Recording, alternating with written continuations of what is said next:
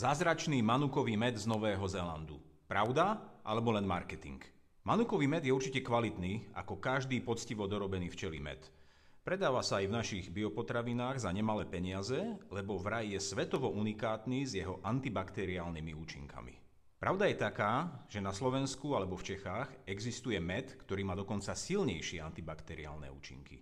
Keď sa v testoch porovnávala ich schopnosť zničiť baktériu E. coli, tak manukový med prehral. Je to pohánkový med a má dokonca schopnosť rýchlejšie liečiť rany. V čom vyhráva manukový med, je lepší marketing.